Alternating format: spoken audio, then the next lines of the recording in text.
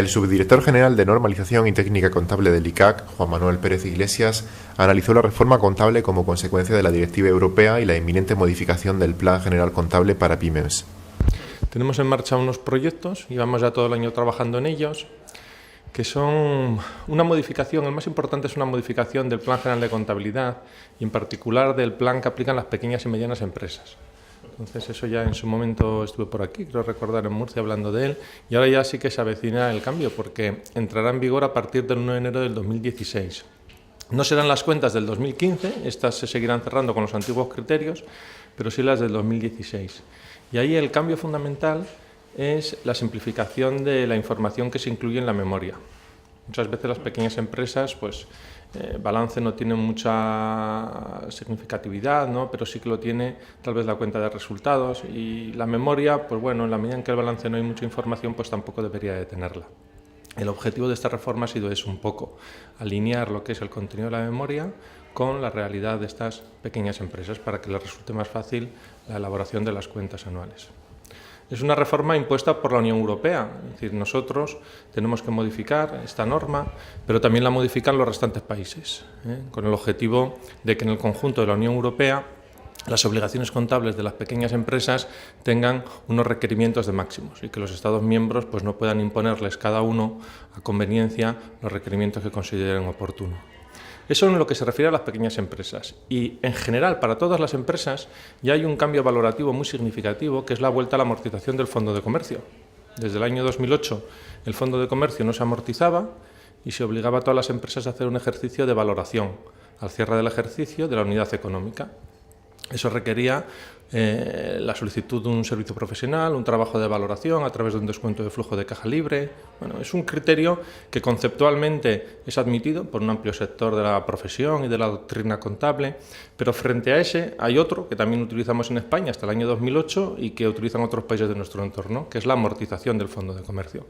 Es un criterio más empírico en la medida en que distribuimos el valor de esa inversión a lo largo de un plazo de años convencional o legal, podríamos decirlo normalizado, que son 10, 20, 15, bueno, pues en su momento eran 20 años y ahora hemos vuelto a un criterio de amortización en principio de 10 años.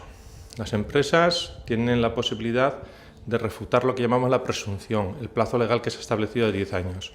En relación con el Fondo de Comercio eso será complejo, por las propias características de ese elemento patrimonial. Y eso será para todas las empresas.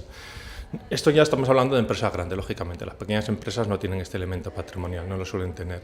Para todas las empresas en sus cuentas individuales, a partir del 1 de enero del 2016, contra la cuenta de pérdidas y ganancias, tendrán que empezar a amortizar el Fondo de Comercio. Se prevé también un plazo transitorio, más que un plazo transitorio, un derecho transitorio, la posibilidad de que de manera retroactiva, se está discutiendo en eso, ahora se verá próximamente en el trámite de información pública, las que quieran puedan ir a la fecha de adquisición, en el momento en el que adquirieron el Fondo de Comercio, y desde ese plazo amortizarlo en un plazo de 10 años. Ahí ya sin posibilidad de realizar ningún tipo de análisis ni de refutar esa presunción.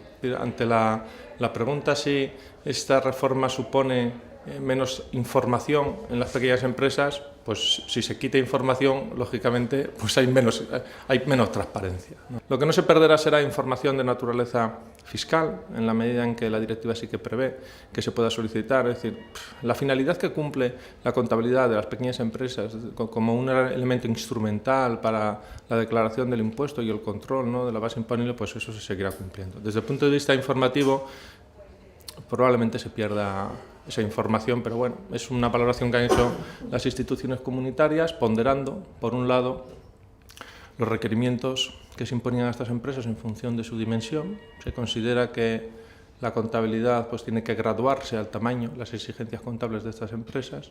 No va a tener repercusión porque el único criterio de valoración que se modifica es el del Fondo de Comercio. Para el Fondo de Comercio se establece, como digo, un criterio de amortización en 10 años con carácter general, pero ha habido una modificación en el artículo 12 de la Ley del Impuesto sobre Sociedades, cuando se habla a la amortización del Fondo de Comercio. Hasta ahora el Fondo de Comercio no era amortizable y entonces la ley establecía un criterio, tanto para el Fondo de Comercio como para los activos intangibles. de vida útil, lo que se llamaba de vida útil indefinida. Para estos elementos patrimoniales, a raíz de la amortización del Fondo de Comercio, bueno, se modifica la ley fiscal y lo que se establece es un plazo de recuperación fiscal del Fondo de Comercio en 20 años. Os supondrá que contablemente tendremos, sobre una base de 100, por ejemplo, del Fondo de Comercio, contablemente tendremos una amortización de 10 unidades monetarias y fiscalmente lo que tendremos es una amortización de 5 unidades monetarias. Se produce una recuperación contable superior a la amortización fiscal. Es decir, hay un criterio fiscal, con lo cual ahí prevalece el criterio fiscal y las empresas lo que reconocerán es un activo por impuesto diferido. El ICAC ahora, además de esta modificación del plan, tenemos otras 2 resoluciones en marcha, del plazo de pago de proveedores, plazo medio de pago a proveedores y la resolución del gasto por impuesto, 2 temas interesantes. Yo este último lo veo más que el de plazo de pago, porque el de plazo de pago no tiene mucho recorrido, no es excesivamente complejo. La resolución sí del gasto por impuesto ayudará a las empresas que en el 2015 tienen que aplicar ya en los nuevos criterios de la Ley por Impuestos sobre Sociedades, 27/2014, a saber cómo desde el punto de vista contable hay que registrar el gasto por impuesto. Y a futuro, eso saldrá en breve, y a futuro tenemos que analizar otras 2 resoluciones, una sobre empresas del grupo, operaciones entre empresas del grupo, en el que ya llevamos un tiempo trabajando en ella, un trabajo complejo porque en el ámbito de la Unión Europea hay pocas cosas parecidas, ¿no? Normalmente los países miembros no se han lanzado a establecer criterios para valorar en las cuentas individuales las transacciones entre empresas del grupo, fundamentalmente operaciones de reestructuración societaria.